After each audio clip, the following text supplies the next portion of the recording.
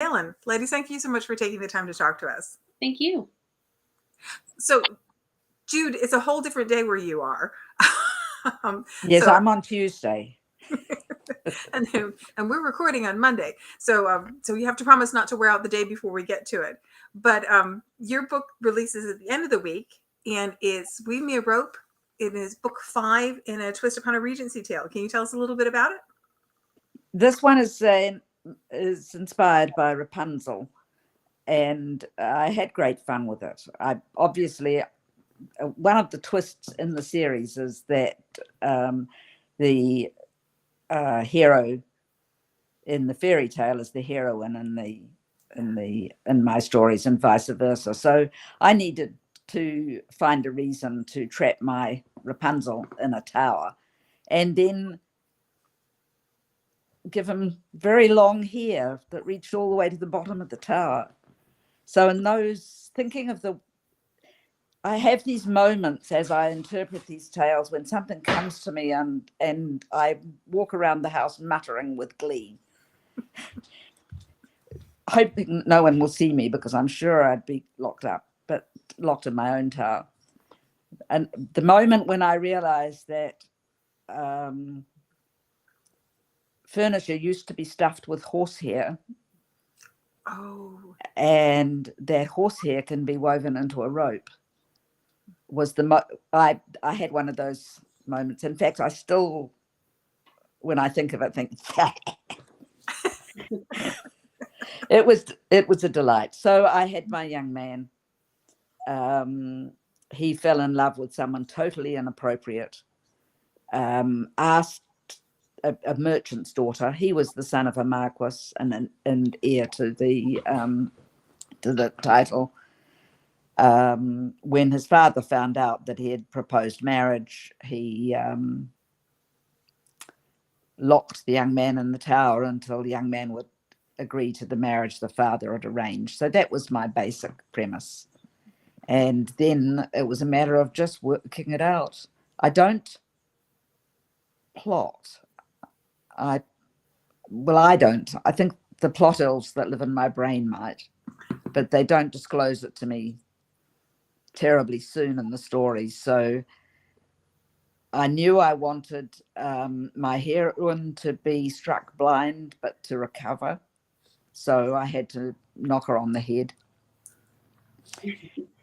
I mean, you've got to do these things. You don't want to torture your characters, but your readers need you to do it. Must, It's not my fault. So needs must. So I had her wandering England looking for her love. And that's Weave Me a Rope. I had two. They were my youngest characters, my youngest couple. But the next one in the series, The Sincerest Flattery, is going to take that one step further. The Sincerest Flattery is based on the Goose Girl. Oh, cool. So I had fun. Good. Well, we're going to have fun reading it. How many more are there in the series? I've signed up for another 5 this year. So Weave Me a Rope, The Sincerest Flattery. The one that's due at the end of this month is a novella based on Red Riding Hood called Inviting the Wild. And my hero is called Ruadh, which is spelled Ruadh, and is the Gaelic word for red. So the heroine is the wolf this time. Well, I just think some people are just going to have to read it and find out. I did once again. The plot elves suddenly, at some ungodly hour of the night, presented me with the bedroom scene where the Red is talking to his. He thinks he's talking to his elderly grandfather, and I quite enjoyed that one too. So. Oh, fun! Oh, it sounds like fun. Then the next one is Hold Me Fast, which is a telling of Tam Lin, And for those that are not familiar with Tamlin, Tamlin is an old folk tale from England in which a young man is stolen by the fairy queen, who has a habit of stealing handsome young musicians and keeping them. But Janet, his beloved, isn't prepared to let him go. And so she discovers that she can get him back if she hides on Midsummer's Eve, when the fairies are on their way from one place to another, pick out which one he is from the horse he rides, drag him off the horse and hold on to him, refusing to let him go as the fairy queen changes him into all kinds of monsters. Oh my. And if she can keep holding on, then she can have him back. Well, if she can keep holding on, she deserves to get him back, I think. So my heroine is going to be inveigled away by an earl who is a degenerate member of a pack of degenerates who love artists and music and singing and dance and lots of drugs and alcohol. Oh my. So when my hero goes after her because she stops writing, he finds that she's in a bit of a mess, and he has to get her back because he loves her. So that's hold me fast. The last one is The Princess and the Pea, and it's called The Trials of Benedict. My Benedict is going to have to pass all kinds of tests when he's shipwrecked and falls in love with his host's daughter. The hostess's mother refuses to believe that he's nobility unless he can pass her tests. Well, there's a lot to love there. It sounds like a very good time. So I'm glad we have so many more to look forward to. Shana's book is the first book in a new series, and it's your first Dragonblade release. Yes, that's right. Yeah, so we're really excited about this one, and the titles for these are just so much fun. Yeah, I had a lot of fun with the titles. This one is The King and Vi, and it's Misfortune's Favorites. Right. So the series is Misfortune's Favorites, and as you said, the first one is called The King and Vi, so it's kind of a little play off The King and I, although it has nothing to do with the musical. It's not similar at all. It just has a similar title. And the whole series is basically riches to rags, and I've done rags to riches, so I wanted to do like a riches to rags idea.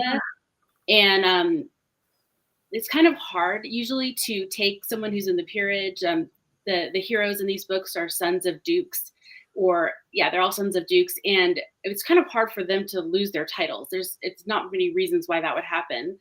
Or lose their wealth or anything. So I was thinking about how that was going to work for this series when I came up with the idea. And my daughter is actually a competitive dancer, and she does some ballet competitions. And so I'm sitting there for hours watching these dance variations from different ballets, most of which I haven't seen.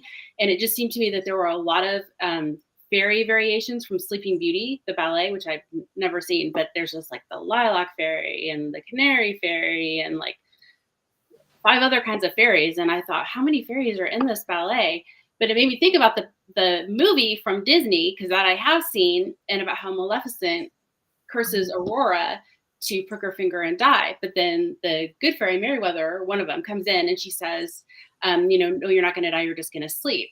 So I thought, okay, well, what if I had a witch who cursed these boys?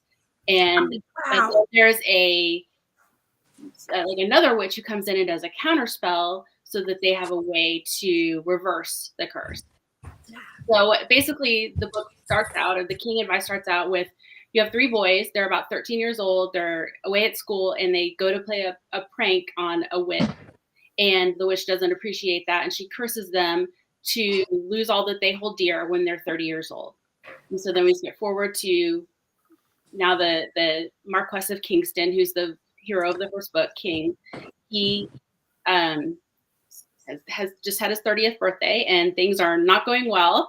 And he basically loses everything, and he has to rely on a plucky tavern owner who has come to him because he was at a birthday party with his friends at her tavern the night before, and they basically had a little riot, kind of trashed everything. She wants him to pay her back, and he's beset by creditors and everybody, and so he runs off following her to kind of hide away, and that's where the story starts. Oh, fun. Yeah. Oh, that's so much fun. I love the idea of them already being kind of predestined to have to deal with hardship. Yes. And finding their heroines in opposite places. Oh, that sounds like such fun. What's she like?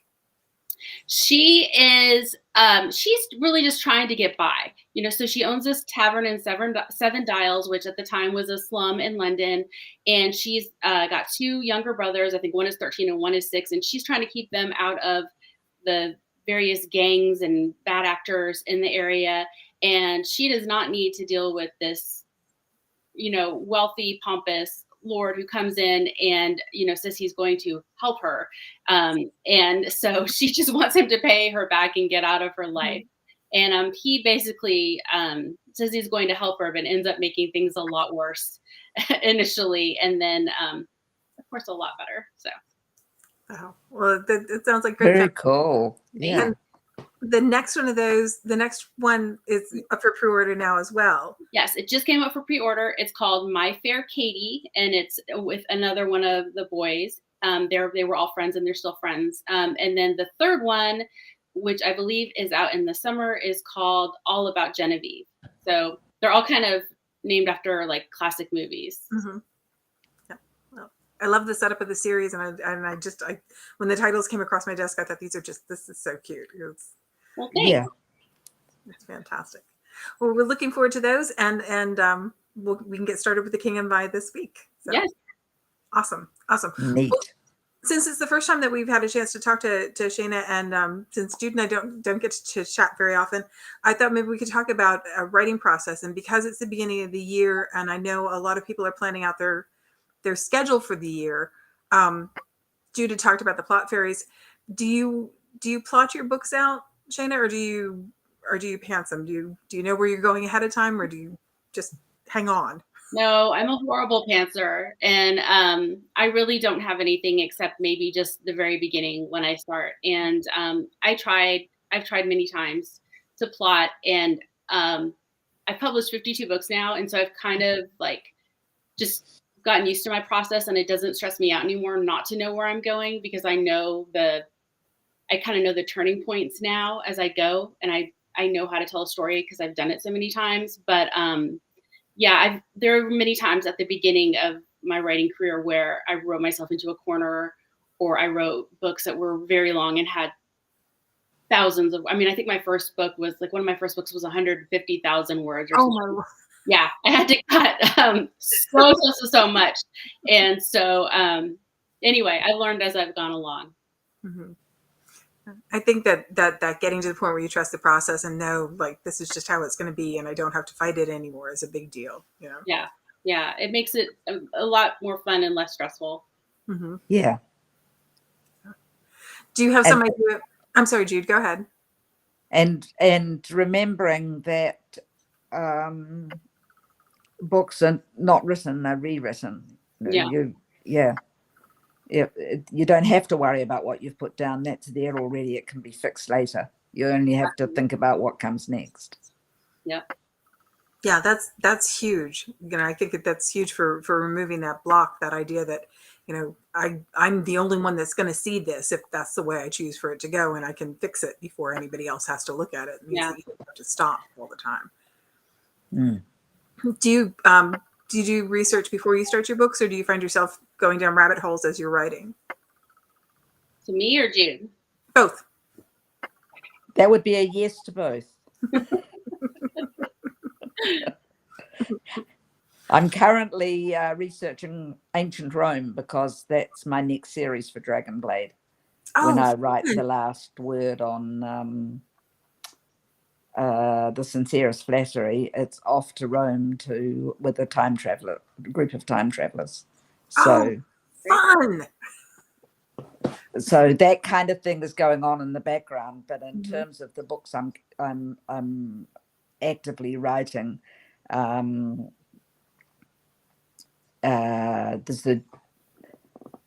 It's off to see what was actually happening in France in 1792 that might have dragged my hero's father away just at the right moment, where he wasn't there to support this 19-year-old when the 19-year-old had a problem and was used to turning to his father for help, and had to actually grow up and think for himself. And so that kind of thing. So you I research as I go. Series, yeah, you're researching one series, the series that you're yet to write while you're working on the series that you're writing now. I'm doing background research on the series I'm going to write, but I do sort of those kind of. I do tend to do the background to the story before I write the story, but I do the check up on things for little minutes all the way through, and then get stuck in a rabbit hole and realize I haven't done my 1,500 words for the day. That was going to be my next question. How do you avoid getting stuck in a rabbit hole and losing half a day, on something that is only one line in the book? So, or doesn't appear in the book at all. I've done that. Yeah. I spent a whole day researching and then decided that actually wasn't necessary and gone in a different direction. What about you, Shana? Have a good day, Callum. So if it's something about the Regency or the Victorian era, if I'm writing in those periods, I know them pretty well because, I read a lot before I became a writer, and then I did a lot of research when I was writing my first book. So I don't really need to research that anymore. But if I do come across something I'm not sure of, I don't like to stop and do research because I'm really I have a lot of stuff I have to get accomplished in the day, and I got to get my words in. So I will just put 2 X's or something because there's nothing I'm really going to write that's going to have that. So then I can come back and find it later.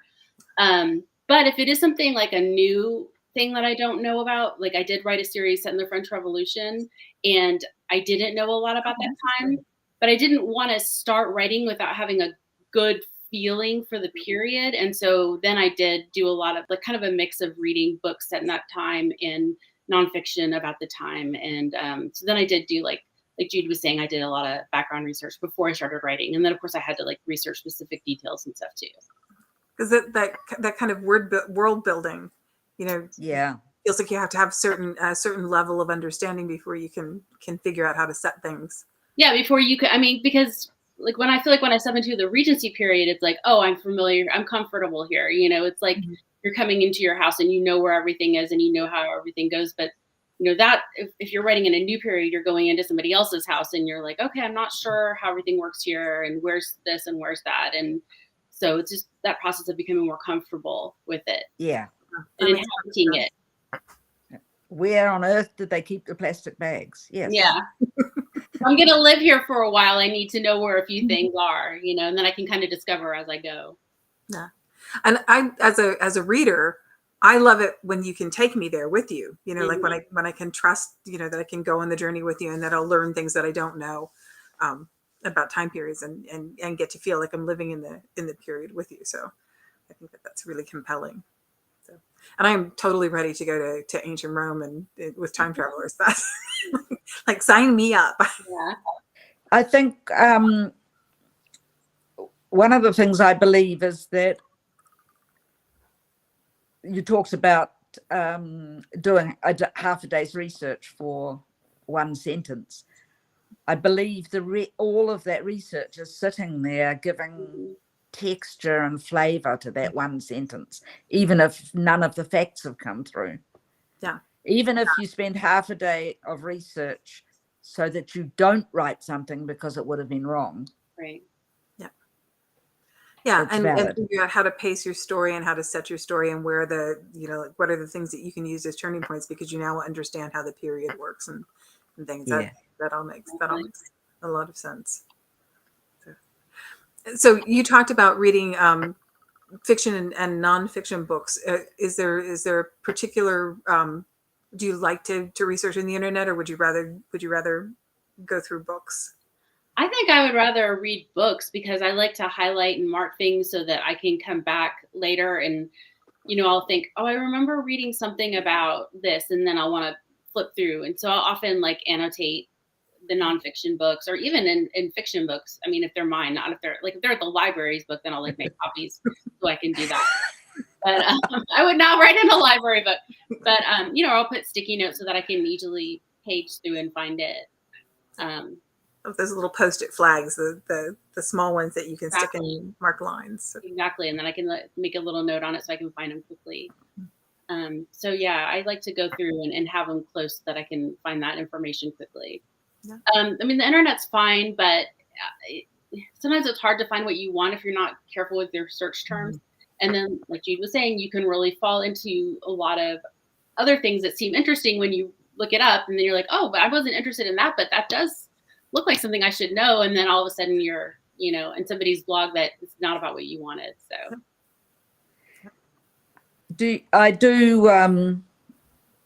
I find the internet useful for research papers. Mm-hmm. There's a lot of unpublished Yeah, masters and master's academic papers and that kind of thing, that when you're but that's, as Shana said, that's about learning the period in depth rather than about checking a little fact. Yeah. Although I did get all tied up with silk underwear as protection last year for a book. It was There are parts of this job that people would just not know if you didn't tell them. Yeah. It was a bit, I mean, how many layers of silk does it take to stop a bullet? Oh. Was the question I had in my head. Oh, well, I really. And the answer was it depends on the bullet. Yeah, obviously. But I will confess that that's not the kind of protection I thought you were talking about, Jude. No, not me either. Oh, well, yes, I see exactly. I knew where I was going with this, but I can see where I might have gone otherwise. No, catguts was obviously more effective in those circumstances than silk.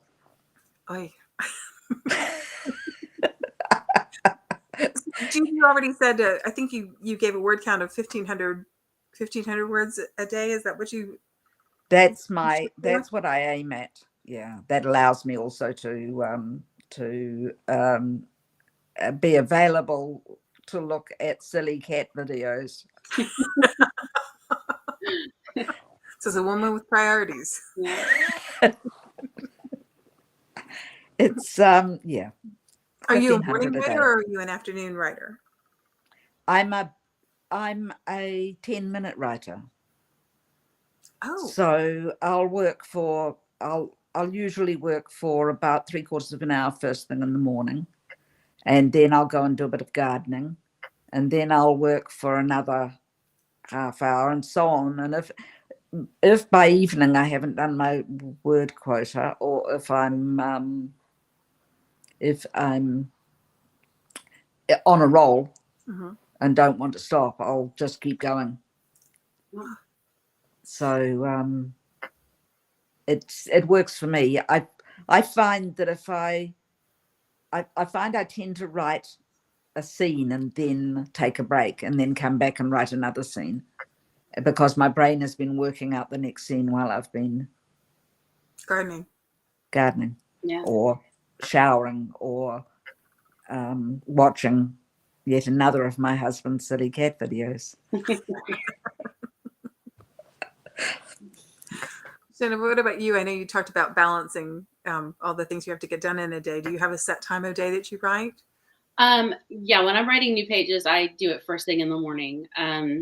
I usually get up pretty early, and I like to be writing by like 5:30 in the morning. Oh my goodness. And, yeah, I like to get it done first thing, because once I've like taken my daughter to school and she's telling me about whatever drama is happening in middle school, or I've got to take a cat to a vet appointment or something, then my mind is on all of those things, and it's not on the work. So if I just do it first thing in the morning, there's nothing else. I feel like I'm just kind of like a clean slate at that time. Yeah, so that makes sense. Yeah, I usually do like 2,000 words. I hate being interrupted, so I could not do what Jude does. And that's another reason I write early, because everybody's sleeping, nobody's going to bother me. And I don't like being interrupted when I'm writing. And so I do my words, and then I can go back later and revise and work on that. And I don't have to, like, if I'm doing revision or editing, that can be a different time, but going to be new words, that has to be first thing. Yeah, that makes sense. Before anything else gets your brain. Yeah. Otherwise it's a struggle. I mean, I've of course I've had to write other times, but I find it more of a struggle, you know. I find it like takes me forever to do it. Whereas usually first thing I can, you know, do it quickly. Not always. It just depends on the day and the book. Do you write in order, or do you write in scenes? I write everything in order. I'm a very linear person. And I'm like a checkbox person. I'm like, okay, today I have to do this, this, this. I've got to get my words. I want to check it off. And, you know, I want everything done in that order. So There's something lovely about knowing what your process is and like being able to lean into that, because that's the way you work. You know, it's like, Yeah, yeah, it is. You just kind of, you learn those things about yourself, and you learn what works. And once you do, it makes for such an easier time if you just lean into that. I mean, I don't necessarily like getting up super early, but I just know that works, and it makes my life better if I do that. So, Jude, what about you? Are you linear, or do you write in scenes? I write in scenes from time to time, but I'm more comfortable linear. Every now and again, a scene from further on just grips my mind, and I have to do it. But I'm always just a little bit afraid that the plot holes will go in a different direction, and I'll never get to the scene I've written. Yeah, I think it's easier to write in scenes if you're a plotter. But as a pantser, I can sometimes skip a couple of scenes. I know what has to happen into them, but I just don't feel like writing them at the moment. Yeah, I'll come back to them.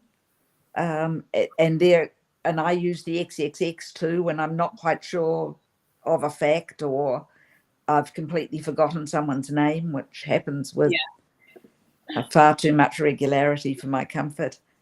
Or for a scene where I know something has to happen, a conversation has to happen, or I've got to get through to some sort of plot point, but the next scene is much more exciting, and I want to get to that first. So that's, generally speaking, linear.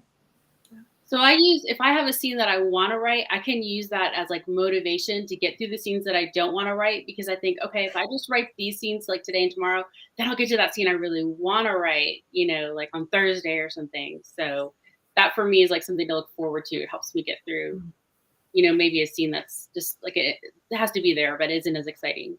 Yeah, that makes sense. I think sometimes skipping the scenes where they're starting to become intimate or falling in love, when you don't exactly know who the characters are, you know, sometimes I find myself saying this has to happen in this space, but I'm not sure I don't know the people well enough yet to know exactly how it's going to work. So I think writing ahead sometimes is a little bit easier. Yeah. And circling back around. Do you have any special rituals you do when you write? Do you, at 5:30 in the morning, I'm hoping there's coffee. Yeah, I mean, usually I just have some coffee, maybe half a bagel or something, and that's about it. Not a lot else that I can do at that time. What about you, Jude? No, I can write anywhere, any time, but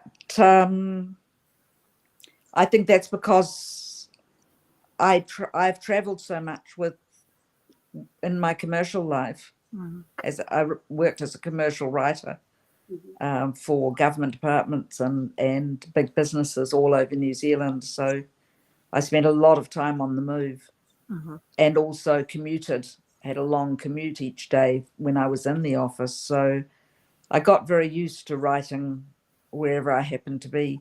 Yeah, and so no particular rituals. I just get stuck in. I will I am very easily distractible unless I'm gripped by what I'm doing. And if I'm gripped by what I'm doing, then my husband swears that St. Peter will be sending a special angel when the last trump sounds, because I won't notice. Somebody will have to come and tap me on the shoulder. But I think that bodes well for the books too. You know, like when it catches you and holds you, then the hope will be that it will also catch and hold the reader as well. Yes, and that's certainly, if I am bored by what I'm writing, it's a sign that I better go back and revise it. Damn it! Or do you got to just kill somebody? You know. Yeah, that's You right. gotta have That's right. There's a little bit of violence, a carriage chase. There you go. A good abduction. Mm-hmm. A book can never have too many abductions. No. Well, ladies, it was delightful to talk to you today. I really appreciate you taking the time to talk to us. I appreciate the fact that a book can never have too many abductions. Like, that's not something I necessarily thought of before today. I will make sure that I put the links to both of the books in the comments. So if you haven't gotten them yet, you can grab them right away. Dragonblade books are their best deal on pre-order and release. And if you don't get them right away, you can read in Kindle Unlimited anytime. Ladies, thanks again for taking the time to talk to us. I really do appreciate it. Thank you. It's lovely talking to you both, and good to meet you, Shana. Good to meet you.